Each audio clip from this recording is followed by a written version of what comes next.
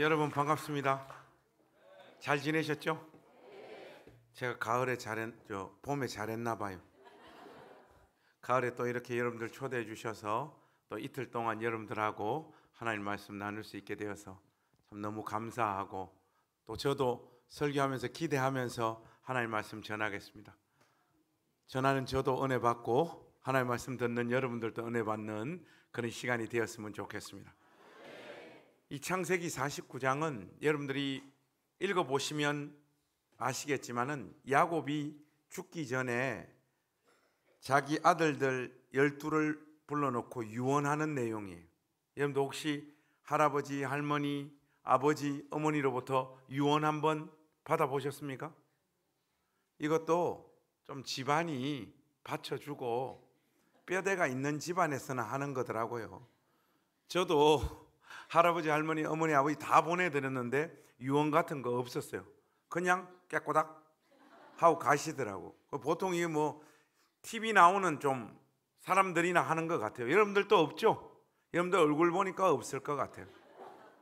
그런데 이 고대 사회의 유언은 우리가 지금 살고 있는 우리 시대의 유언하고는 그 성격이 좀 다릅니다. 어떤 면에서 다른가 하면 하나님의 계시와 하나님의 뜻이 선포되어지는 순간이다. 그런 의미에서 일반적인 이런 유언이 아니에요.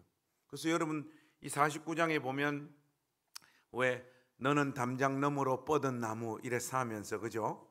그 요셉한테 유언하는 내용이 나오잖아요. 그게 우리가 복음성가를 만들어 가지고 이렇게 함께 부르기도 하는데 그게 요셉을 향한 유언이거든요.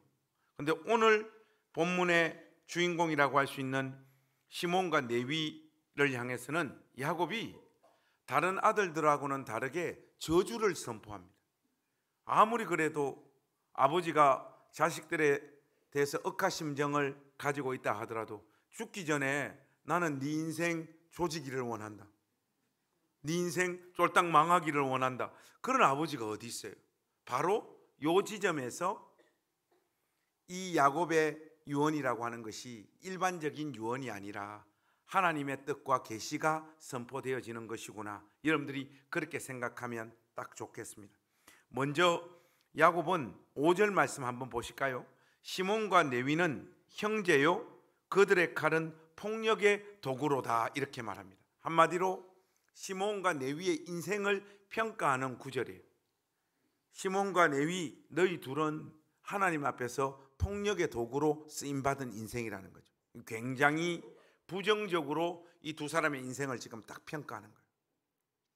창세기 34장에 가보시면 이 두 사람이 이런 평가를 받게 된 배경이 나와요. 딸 디나가 세겜 족속 사람들이 뭐하고 사는지 놀러 갔다가 추장 세겜에게 강간을 당하잖아요. 그런데 이 세겜이 진짜 야곱의 딸 디나를 사랑했던지, 아버지 저 야곱의 딸 디나와 결혼하고 싶습니다, 저 집안에 좀 청을 넣어 주십시오, 그렇게 이야기를 하거든요. 그래서 추장 세겜의 아버지가 야곱에게 와서 오늘 우리 아들하고 당신 딸 사이에 막 이런 일이 있었던 것 같은데 둘이 결혼시키는 게 좋겠다 하니까 야곱이 피가 거꾸로 솟는 거죠. 근데 그 이야기를 전달받을 때 야곱의 12아들들은 바깥에 나가서 일을 하고 있었어요. 이 아들들이 돌아올 때까지 야곱이 기다려요. 돌아와서 성경에 명시적인 언급은 없지만 가족회의가 열렸던 것 같아요. 가족회의의 결론이 어떻게 끝나느냐, 디나를 시집 보내기로 결정을 합니다. 그런데 그냥 보내는 것이 아니라 우리는 하나님을 섬기는 하나님의 언약 백성이니까 너희들도 하나님의 언약 백성이 되라. 하나님의 언약 백성이 되는 방법은 할례 받는 거다. 너뿐만 아니라 부족 전체가 할례 받는 조건으로 우리 딸 디나를 시집 보내겠다는 거예요. 추장 세겜이 진짜 디나를 사랑했던지 자기도 할례 받고 부족 전체도 할례를 받습니다. 근데 이들이 할례 받은 지 3일째 되는 날 오늘 본문의 주인공인 시몬과 레위가 칼 들고 들어가 가지고 이 부족 전체를 도륙해서 죽여버려요. 성경에 등장하는 굉장히 끔찍한 사건 중에 하나이죠. 이 지점에서 어떤 사람들이 이런 이야기를 많이 해요. 목사님, 성경은 약간 과장이 보태진 것 같습니다. 어떤 부분이 과장이 보태진 것 같나 하니까, 목사님, 두 명이 어떻게 부족 전체하고 싸워서 이깁니까? 이거는 말이 안 되지 않습니까? 이렇게 이야기를 해요. 그런데 이거는 삶의 경험이 없어서 그런 거예요. 여러분, 고대 사회의 할례와 요즘 우리 시대의 문화 중에 제일 닮아 있는 게 뭐예요? 포경수술이잖아요.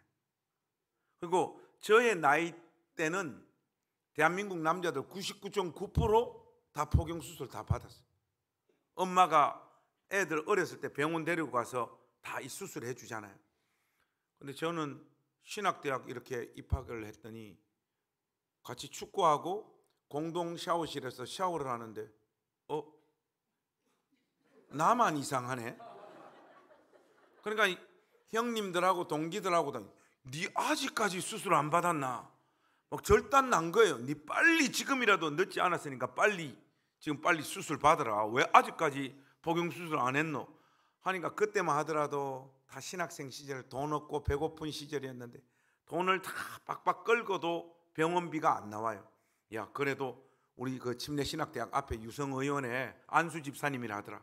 가서 한번 부탁해봐라 해서 모자라는 돈 가지고 갔어요. 아이고 원장님, 제가 어떻게 하다 보니까 아직까지 수술을 못 받았. 지금 받아도 괜찮다. 그래서 병원비가 좀 모자란다니까. 에이, 병원비는 디스카운트 이런 거 안 된다. 그래서 2번, 3번, 제가 한 4번 정도 좀 어떻게 안 되겠냐 하니까 병원비는 절대로 디스카운트가 안 된다는 거예요. 그렇게 사정을 하는데도 나쁜 놈이었어요.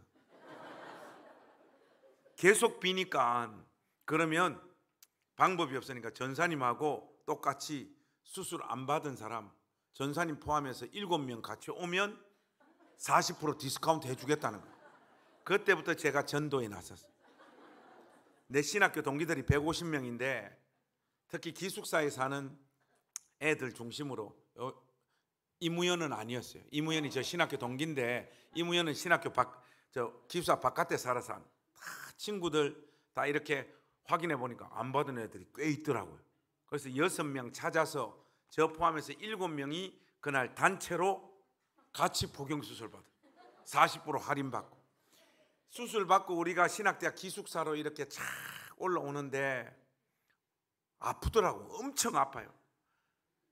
근데 여러분, 신학대학 기숙사는요, 여러분들이 생각하는 것만큼 사랑과 정이 넘치는 곳이 아니에요. 목회자 후보생들이 모인 신학대학 기숙사는요, 군기가 엄청 세요. 여러분, 선배님들이 뭐 하라 그러면 후배들은 무조건 순종해야 돼. 그게 딱 불문율이에요. 그래서 우리 신학대학에 군기를 상징하는 방이 하나 있었는데 하나님 없는 방. 여기에 선배님 말 안 들으면 끌려가요. 저도 학교 다니면서 한 2번 하나님 없는 방 들어가 봤는데 하나님 없어요. 거기는. 그 선배님 말은 무조건 들어야 되는 거예요. 우리 7명이 이제 기숙사 앞에 딱 도착하니까 우리 벌써 수술 받은 소문이 벌써 다 퍼진 거예요. 너희들 오늘 복용 수술 받았지? 그러더니 네. 이러니까 내일 7명 새벽 기도 시간에 단체로 특송 불러라는 거예요. 제가 뭐 이런 거 저런 거 기념회가 특송을 많이 해봤지만 복용 수술 기념으로 특송. 근데 안 하면 어디 갑니까? 하나님 없는 방 가야 돼. 그래서 우리가 그거 하나 정해가지고 열심히 연습을 했어요. 연습을 하고 하려고 했는데 선배님이 1시간 정도 뒤에 딱 나타나더만, 야, 너희들 지금 연습하는 그 곡 하지 말고 이 곡으로 해 하면서 악보를 하나 딱 주시더라고. 딱 보니까 똑바로 걷고 싶어요 주님 있잖아요. 우리가 그 다음 날 그 찬송 불렀던 기억이 지금 또 생생해요. 여러분, 이 이야기를 왜 여러분들한테 하는가 하면 수술 받고 나니까요 너무너무 아파요. 제일 고통스러운 날이 언제냐? 3일째 되는 날. 여러분, 우리 시대 때는 마취 주사도 놓고 깨끗한 메스로 표피를 잘라내잖아요. 고대 사회에 마취 주사가 어디 있습니까? 깨끗한 메스가 어디 있습니까? 부싯돌로 자르던 시절인데 세겜 족속이 할례 받은 지 3일째 되는 날은 전투력이 제로인 상, 이때를 시몬과 레위가 노린 겁니다. 성경이 과장된 이야기를 하는 게 아니에요. 칼을 들고 들어가서 자기 동생 디나의 복수를 다 감행해 버린 거예요. 하나님은 이 사건을 이방 족속들을 하나님의 이름으로 처단한 사건으로 박수 쳐 주신 것이 아니라, 어쨌든 하나님 형상대로 지음받은 사람들이 이방 족속이었지만은 하나님 언약 백성이 되겠다라고 할례를 받은 그들을 죽인 이 사건을 하나님은 기억하시는 거예요. 시몬과 레위가 바로 이들을 살육하고 죽인 이 삶의 내용을 야곱이 죽기 전에 그들의 삶 전체를 평가하는 재료로 삼아버린 거예요. 시몬과 레위는 형제요, 그들의 칼은 폭력의 도구로다. 그런 다음 이 시몬과 레위를 향하여 하나님께서 야곱의 유언을 통하여 저주를 선포합니다. 여러분 7절 말씀 우리 소리내서 한번 읽어봅시다. 시작. 그 노여움이 혹독하니 저주를 받을 것이요, 분기가 맹렬하니 저주를 받을 것이라. 내가 그들을 야곱 중에서 나누며 이스라엘 중에서 흩으리로다. 목사님 벌과 저주라 하더만 큰 벌, 큰 저주가 아닌 것 같습니다. 어떤 분들은 7절을 읽고 그렇게 느껴요. 그런데 한번 다시 보세요. 이 지금 시몬과 레위가 받게 된 벌과 저주의 내용이 뭡니까? 한번 따라서 하겠습니다. 흩어지고 나누어지고 쪼개지리라.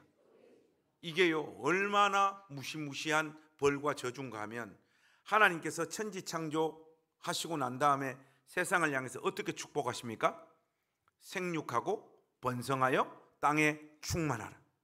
요 내용과 정확하게 반대되어지는 내용이 뭐냐? 흩어지고 나누어지고 쪼개지는 거예요. 여러분들이 구약 성경 꼼꼼히 읽어보세요. 천지창조 이후에 생육하고 번성하여 땅에 충만하라, 그때로 이 복의 내용이 딱 멈추는 게 아니라 하나님 경외하고 사랑하는 사람들에게 하나님께서 복을 주시는 공식이 뭐냐? 내용이 뭐냐? 생육하고 번성하여 땅에 충만케 되죠. 그런데 시몬과 레위가 받고 있는 흩어지고 나누어지고 쪼개진다는 것은 생육하고 번성하여 땅에 충만하라와 정반대되어지는 내용, 쉽게 말하면 그냥 소멸되어지게 될 거라는 거예요. 이거는 구약 성경 안에서 한 개인과 지파가 하나님으로부터 받을 수 있는 가장 큰 벌과 저주예요. 우리는 성경을 꼼꼼히 읽지 않기 때문에 이 내용이 구체적으로 어떻게 현실화되어지는지 그 지식이 우리에게 없어요. 그냥 창세기 읽고 끝나버리니까. 근데 여러분 먼저 시몬부터 한번 보실까요? 민수기 1장에 가보시면 하나님께서 20세 이상 50세 이하 전쟁에 참여할 수 있는 이스라엘 백성들의 수를 각 지파별로 다 인구 조사를 실시하라고 하잖아요. 그때 민수기 1장에서 시몬 지파의 숫자가 얼마가 나오는가 하면 59,300명이에요. 그런데 시간이 좀 쭉 흐른 다음에 가나안 땅까지 쭉 가는 여정 속에서 24장, 25장, 26장에 가면 하나님께서 인구 센서스를 한 번 더 실시하라고 말씀하시거든요. 59,300명이었던 시몬 지파의 인구가요 22,200명으로 반토막 나버려요. 12지파 중에는 늘어난 지파도 있고 줄어든 지파도 있는데 시몬 지파처럼 반 이상이 날아가 버린 지파는 있다 없다? 없어요, 여러분. 거기서 이제 계속해서 진군해서 가나안 땅까지 갑니다. 하나님께서 이미 각 지파들이 차지해야 될 땅을 미리 다 그려놓으시잖아요. 그리고 믿음으로 그 땅을 정복하라고 명령하시죠. 악정고투 끝에 모든 지파들이 자기에게 할당되어진 땅을 다 정복해요. 그런데 시몬 지파만이 여호수아 19장 보니까 자기에게 할당되어진 땅을 정복하지 못하고 이 시몬 지파는 유다 지파 속으로 흡수 통합되어져서 존재 자체가 사멸돼 버려요. 야곱의 이 저주가 그대로 적용되어져서 시몬의 운명이, 시몬 지파의 운명이 흩어지고 나누어지고 쪼개지는 저주가 임해버립니다. 저는 시몬 지파도 시몬 지파지만은 오늘 이 아침에 레위 지파의 운명을 여러분들하고 한번 추적해 들어가 보기를 원하는데, 여러분 우리 성경 한 번만 열어봅시다. 어디로 가시는가 하면 출애굽기 32장 27절 한번 열어보세요. 출애굽기 32장 27절. 자, 여러분들 우리 27절 한 목소리로 한번 다 같이 읽겠습니다. 출애굽기 32장 27절. 자, 우리 한 목소리로 읽겠습니다. 시작. 모세가 그들에게 이르되 이스라엘의 하나님 여호와께서 이렇게 말씀하시기를 너희는 각각 허리에 칼을 차고 진 이문에서 저 문까지 왕래하며 각 사람이 그 형제를, 각 사람이 자기의 친구를, 각 사람이 자기의 이웃을 죽이라 하셨느니라. 여러분, 이게요, 이스라엘 백성들이 출애굽해 가지고 가나안 땅까지 가는 여정에서 가장 끔찍한 사건이 하나님의 언약 백성들 안에서 지금 벌어지는 사건이에요. 하루에 3,000명이 목이 날아갑니다. 이 사건의 배경이 어떻게 되는가 하니까, 여러분 잘 알다시피 모세가 산에 기도하러 올라가요. 근데 안 내려오네. 하니까 백성들하고 아론이 꿍짜작 해가지고 금송아지를 세워놓고 우리를 가나안 땅으로 인도할 여호와 하나님이라고 금송아지를 예배하는 일이 벌어지게 됩니다. 모세가 내려와가지고 금송아지를 하나님으로 예배하는 우상 숭배를 저지르는 것을 보고 모세가 완전 분노의 극에 다다른 거예요. 이거는 어떤 의미에서 하나님의 마음을 모세가 지금 대신 표현하는 거라고 볼 수 있어요. 하나님은 그 자리에서 모세에게 명령을 내립니다. 오늘 이 우상 숭배에 가담한 자들 한 명도 빠짐없이 전부 다 죽이라는 거예요. 내 백성이지만 어쩔 수 없어. 이 우상 숭배에 참여한 자들 한 명도 남김없이 다 죽이라는데 누가 죽느냐? 여러분들 27절이 그 죽은 사람들의 명단이에요. 한 중반부터 한번 보세요. 너희는 각각 허리에 칼을 차고 진 이문에서 저 문까지 왕래하며. 자, 지금부터 중요합니다. 각 사람이 누구를?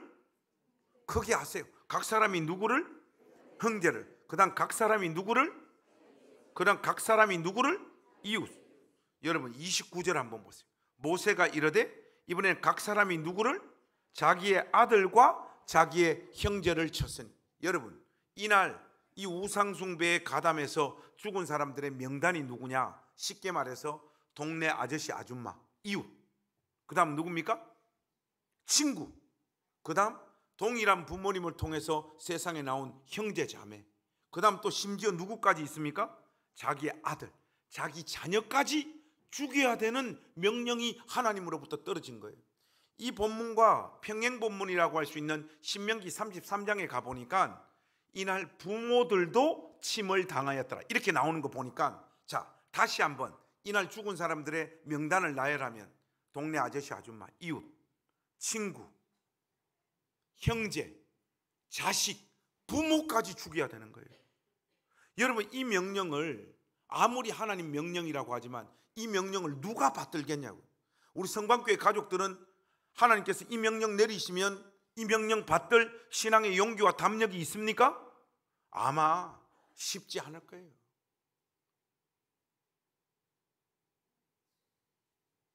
이거 얼렁뚱땅 넘어갈 일이 아니니까 우리 성방교회 가족들에 한번 테스트 한번 해보겠습니다. 여러분에게 만약에 하나님께서 이 명령을 내리셨다면 여러분은 맨 처음에 누구부터 보낼 것 같아요? 뭘 고민해? 나하고 안 친한 사람부터 보내야지. 뭐 방법이 있나? 없잖아요. 그러니까 뭐 동네 아저씨 아줌마 왜 그랬어? 먼저 가. 근데 그 다음부터가 진짜 고민이야. 자, 여러분들에게 한 두 문제만 내드리겠습니다. 객관식으로. 1번 친구, 2번 형제. 자, 우리 성강교회 가족들 잘 한번 생각해 보세요. 친구하고 형제 중에 여러분 같으면 누구 먼저 보내겠습니까? 자, 한번 지금 목사님 기회 줄게. 기다려.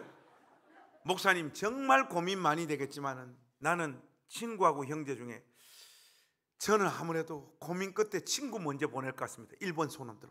괜찮아요. 자기 뜻대로 하는 거. 1번 나는 친구와 형제 중에는 친구 먼저 보낼 것 같다. 손 들어. 높이 드세요. 괜찮아요. 여러분, 이런 인간들하고 친구하면 안 되는 거예요. 이 천하의 악당들이에요. 목사님 어떠? 나는 우리 형님 먼저 보내봅니다. 살아보니까 뭐 형은 추석하고 설날 때 1년에 2번 보는 게 형이고 친구는 나그네 인생길의 가장 큰 위로잖아요. 근데 여러분, 이날은 이런 고민이 필요 없어. 친구도 보내야 되고 형제도 보내. 근데 여러분, 마지막에 이스라엘 백성들이 정말 미칠 듯한 고민에 빠졌을 것 같아요. 자, 여기서 이제 우리 성광교회는 반쪽알이 납니다. 오늘 이 특세에 1번 자식, 2번 부모. 자, 요번에 손 안 들면 둘 중에 하나인데 경상도 스타일로 갑시다. 얍삽하게 하지 말고, 아시겠죠? 둘 중에 하나. 목사님, 1번 자식, 2번 부모 중에 정말 고민이 많이. 나는 자식 먼저 보낼 것 같아요. 자식 먼저. 저 뒤에 한 분 계십니다. 한 분 계십니다. 나는 부모님 먼저 보낼 것 같아요. 왜 안 드는데? 자, 요번에 안 들면 특세 여기서 끝납니다. 오늘 확실히 둘 중에 하나는 해야지. 왜 나만 나쁜 사람 만들어요? 다시 1번 자식. 난 아무래도 자식 부모 중에는 자식 먼저 보낼. 괜찮아. 야, 너 나 봤냐? 네가 왜 드냐? 목사님, 저는 부모 먼저 보낼 것 같습니다. 아무래도 고민 많아. 부모 없습니까? 야, 저는 있잖아요. 굳이 저보고 하라고 하면 우리는 또 애매한 거 안 좋아하거든. 여러분, 당연히 부모님 먼저 보내야 되는 거 아니에요? 많이 살았잖아. 자식 어떻게 먼저 보냅니까? 내가 먼저 죽으면 죽었지. 안 그래요? 이런 고민들이 얼마나 자기들 안에서 덜끄럽겠어요. 모든 지파가 하나님의 이 명령을 받들지를 못합니다. 그런데 이날 하나님의 이 명령을 유일하게 레위 지파가 받들어요. 아마 피눈물을 흘리면서 하나님의 이 말씀을 받들고 수종들었을 거예요. 하나님께서는 레위 지파의 이 수고를 어떻게 평가하느냐. 여러분, 우리가 지금부터 29절 같이 읽을 텐데 29절 읽을 때 중요한 단어 2개를 딱 뽑아 보세요. 29절에 중요한 단어가 2개 있습니다. 2개. 자, 29절 우리 소리내서 한번 읽겠습니다. 시작. 자기의 아들과 자기의 형제를 쳤으니 오늘 여호와께 헌신하게 되었느니라. 그가 오늘 너희에게 복을 내리시리라. 자, 여러분, 29절에서 제일 중요한 단어가 2개 있는데 하나가 뭡니까? 헌신. 하나는 복. 야, 역시 우리 성광교회는 다른 교회가 다 맞추는 걸 똑같이 맞춰. 여러분, 제일 중요한 단어가 헌신과 복이에요. 하나님은 이 사건을 레위 지파가 하나님 앞에 헌신한 사건으로 규정하세요. 그리고 레위 지파에게 뭘 내리시리라? 복을 내리시리라. 여기서 오늘 설교가 어려워집니다. 지금부터 이제 새벽이라 하지, 안 그래도 잠 오는데 지금부터 설교가 어려워집니다. 정신 바짝 차려야 돼요. 여러분, 오늘 우리가 본문 어디서 출발했습니까? 창세기 49장에서 출발했죠. 거기에 보면 시몬하고 레위 지파의 운명이 뭡니까? 흩어지고 나누어지고 쪼개지는 저주의 자리로 이 두 지파가 내몰리잖아요. 그런데 시몬 지파는 그렇게 끝나버려요, 실질적으로. 근데 레위 지파는 이 헌신으로 말미암아 하나님으로부터 뭘 받아야 된다? 복을 받아. 쉽게 말해서 레위 지파의 운명은요, 복도 받고 저주도 받아야 돼요. 이 저주가 없어지는 게 아니에요, 여러분. 근데 이게 쉽지가 않습니다. 여러분들이 구약 성경 한번 다 읽어보세요. 하나님 말씀대로 살아서 하나님으로부터 복받는 개인과 지파가 있고, 하나님 말씀에서 이탈해서 하나님으로부터 벌과 저주를 받는 개인과 지파가 있지, 복도 받고 벌과 저주도 받는 지파와 개인은 있다 없다? 없어요. 그래서 어려운 거예요. 여러분 한번 생각해 보세요. 도대체 하나님으로부터 복도 받고 저주와 벌도 받는 게 구체적으로 어떤 모습입니까? 여기에 대한 답이 어디 있다? 신명기 33장에 있다. 자, 오늘 여러분들하고 성경 찾는 마지막 부분인데 신명기 33장 10절 말씀 한번 열어보세요. 신명기 33장 10절. 자, 신명기 33장 10절 말씀, 우리 이 말씀 소리내서 한번 같이 읽었으면 좋겠습니다. 신명기 33장 10절 말씀. 이거 엄청 자세하게 해야 되는데 이 새벽이라 시간이 없어서 조금 아쉬운데 그래도 한번 해보겠습니다. 신명기 33장 10절 같이 읽겠습니다. 시작. 주의 법도를 야곱에게 주의 율법을 이스라엘에게 가르치며 주 앞에 분향하고 온전한 번제를 주의 제단 위에 드리리로다. 여러분, 이스라엘 12지파 중에 하나님께서 제사장 지파의 직분을 어느 지파에게 주시죠? 레위 지파에게 주시죠. 그거 왜 레위 지파에게 주신 줄 알아요? 조금 전에 레위 지파가 하나님 앞에 헌신한 그 헌신 때문에 주신 복이 뭡니까? 레위 지파를 이스라엘 12지파 중에 제사장 지파로 삼으시는 거예요. 여러분, 10절 말씀이 바로 이 레위 지파가 하나님으로부터 받게 된 복의 내용이에요. 두 가지잖아요. 하나는 뭡니까? 다른 지파에게 하나님 말씀을 가르치고, 또 하나는 뭡니까? 구약 성경 안에서 하나님 앞으로 나아갈 수 있는 유일한 길이었던 짐승을 잡아 제사 드리는, 이 제사를 집전하는 이 영광스러운 제사장 지파의 직분이 이 헌신으로 말미암아 레위 지파에게 수여되어지고 있는 장면이에요. 그럼 우리 성광교회 가족들은 마음에 끝까지 집요하게 물어야 될 질문이 뭐죠? 목사님, 그거는 레위 지파가 받게 된 복의 내용이고, 레위 지파는 벌과 저주도 받아야 되잖아요. 그런데 한번 생각해 보세요. 레위 지파가 받아야 될 벌과 저주의 내용이 뭐죠? 흩어지고, 이게 벌써 다 까먹었다. 다시 시작. 흩어지고 나누어지고 쪼개지려. 여러분, 10절 말씀을 가만히 한번 보세요. 제가 10절 말씀이 복의 내용이라고 했는데 10절 말씀을 딱 읽었을 때 거기에 레위 지파가 받게 될 저주의 내용도 살짝 보입니까? 아니, 보이면 보인다, 안 보이면 안 보인다. 여러분, 10절 말씀 딱 보면 레위 지파가 받게 될 저주의 내용도 보입니까, 안 보입니까? 아니, 보입니까, 안 보입니까?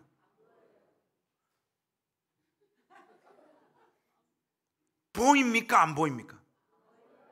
뭐 어떤 분은 뭐 보인다, 뭐 안 보인다. 이 보인다는 분들은 병원에 가봐야 돼. 안 보여야지 정상이에요. 어디 있어? 거기는 복의 내용인데. 그러면 여러분 한번 보세요. 흩어지고 나누어지고 쪼개진다고 하는 이 저주는 레위 지파는 어떤 식으로 받게 되어지느냐? 이 부분이 오늘 설교의 포인트예요. 여러분, 다른 12지파 중에 다른 지파들은 전부 다 지파 공동체로 함께 모여서 살았어요. 그런데 유일하게 레위 지파만이 이 제사장 직분을 수행한다고 48개 성읍으로 흩어지고 나누어지고 쪼개져서 이 제사장 직분을 행하면서 산 거예요. 여러분, 이게 지금 무슨 장면인가 하면 시므온 지파는 말 그대로 흩어지고 나누어지고 쪼개지는 벌과 저주를 그대로 받고 그냥 끝나버렸어. 레위 지파는 하나님으로부터 제사장 지파라고 하는 이 복을 받았고, 이 복을 수행하는 방식이 흩어지고 나누어지고 쪼개져서 이 제사장 직분을 수행하면서 산 거잖아요. 이게 지금 무슨 장면인가 하면, 쉽게 말해서 레위 지파의 벌과 저주는 레위 지파가 받게 된 복 속으로 지금 어떻게 돼버린 거예요? 상킴바 되어져서 저주가 어떻게 되는 거예요? 복이 돼버리는 거예요. 여러분, 이게 누구의 운명이냐? 그리스도 예수 안에서 사는 저와 여러분의 운명인 줄로 믿습니다. 여러분, 이게 우리의 영광이고 명예고 우리의 자랑인 거예요. 예수 안 믿는 사람들은요, 복은 복이고 저주는 저주예요. 돈 많이 벌고 아파트 가격 올라가고 주식 올라가고 뭐 애들 공부 잘하고 좋은 데 취직하고 시집 장가 자식들 잘 가고 이러면 세상 사람들은 그거 복이라고 그래요. 그런데 아프고 병들고 돈 안 벌고 첫날 만날 싸우고 막 집안 막 아사리 판이고 이러면 안 믿는 사람들은 사는 게 왜 이래 힘들어, 사는 게 지옥이다, 지옥, 그렇게 생각해요. 쉽게 말해서 안 믿는 사람들에게는 복과 저주가 철저하게 나누어져 있어요. 근데 예수 믿는 우리도 예수 안 믿는 사람들하고 맞이하는 삶이 비슷합니까, 안 비슷합니까? 비슷해요. 우리도 암 걸립니까, 안 걸립니까? 애들 공부 잘합니까, 못합니까? 솔직하게 말하자. 애들 공부 잘한다, 못한다? 못한다. 경산에서 서울대 연고대 가는 아들 많다, 적다? 적다. 남편들 돈 잘 번다, 못 번다? 못 번다. 벌어봐야 300만 원 번다. 그러니까 힘들다 안 힘들다? 힘들어요. 똑같아. 우리도 예수 안 믿는 사람들과 맞이하는 현실이 비슷해요. 우리 마음에는 예수님을 진심으로 믿고 하나님 의지하고 사는 이 삶이 예수 믿지 않는 사람들과 구별되어지고, 하나님께서 은혜와 복을 주셔서 영광스럽게 세상적인 기준에서 볼 때 예수 안 믿는 사람들보다 우리 삶이 훨씬 더 아름답고 영광스러웠으면 좋겠다 싶은데 막상 현실은 비슷비슷해.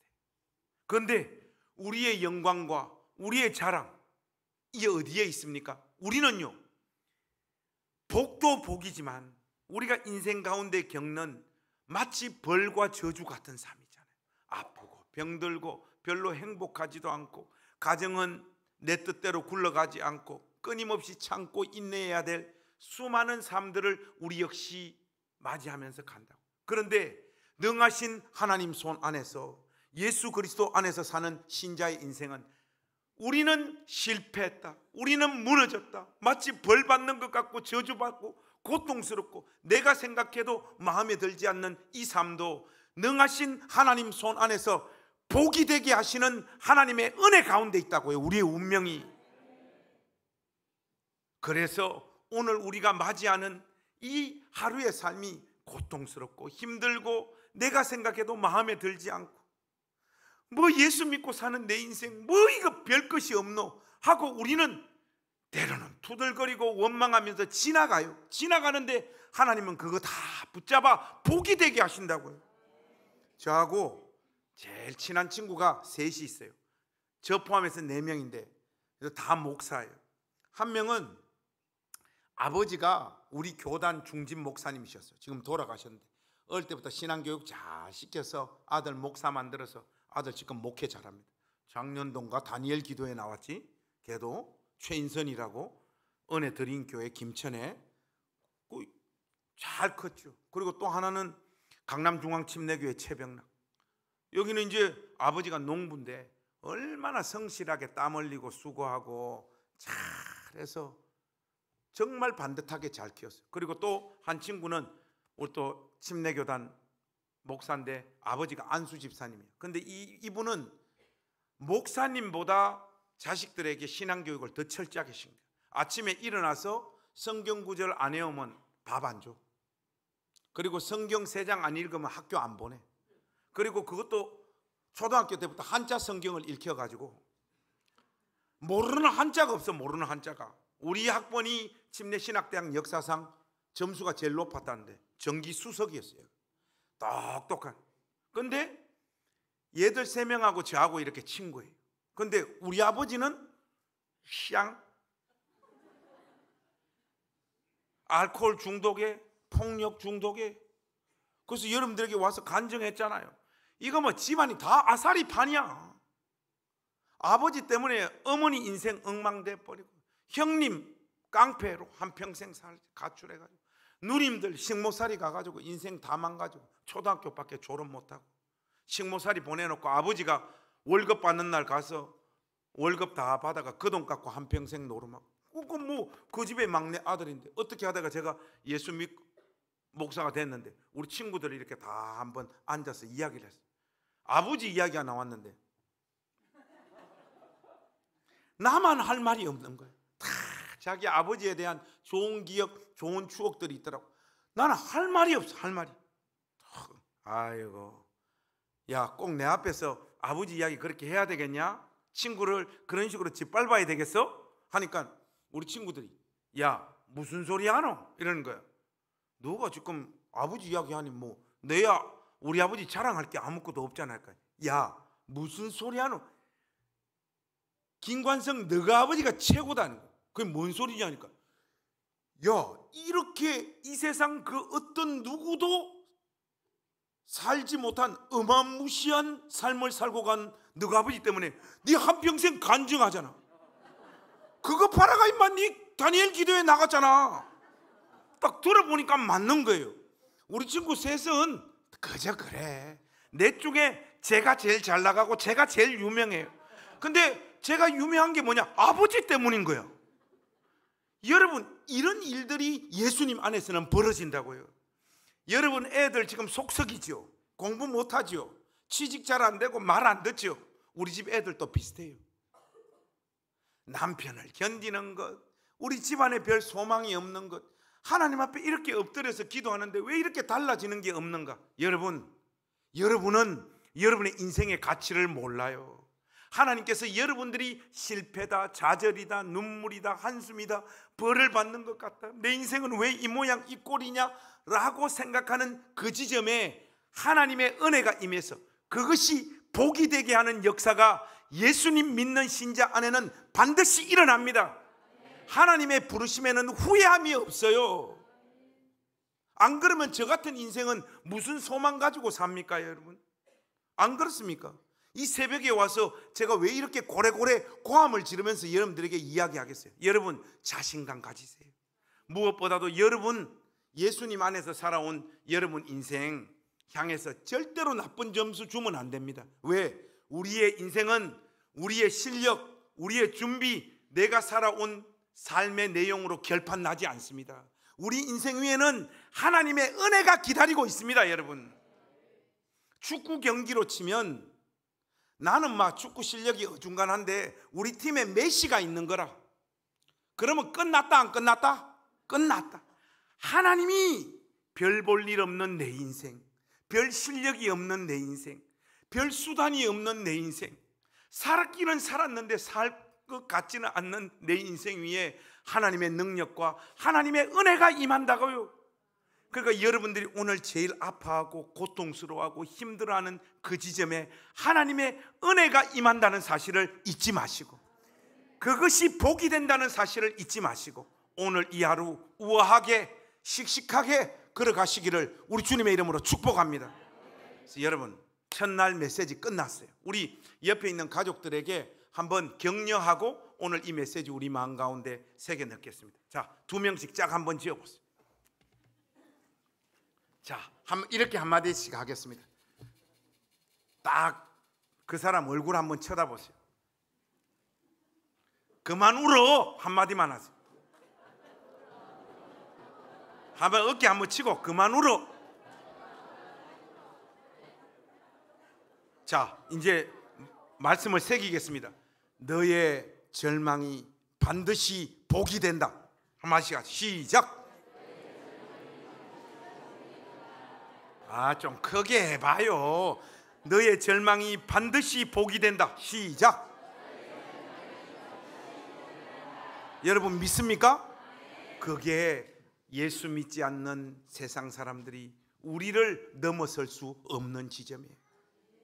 우리의 눈물, 우리의 한숨, 우리의 벌받고 저주받는 듯한, 내가 생각해도 별로 마음에 들지 않는 그 삶이 능하신 하나님 손 안에서 하나님의 영광을 드러낼 뿐만 아니라 우리 인생을 존귀하고 복되게 하는 재료가 된다는 사실 잊지 마시고, 오늘 이 하루 웃으시면서 우아하게 라면 먹고 오늘 이 하루 시작하십시다. 할렐루야.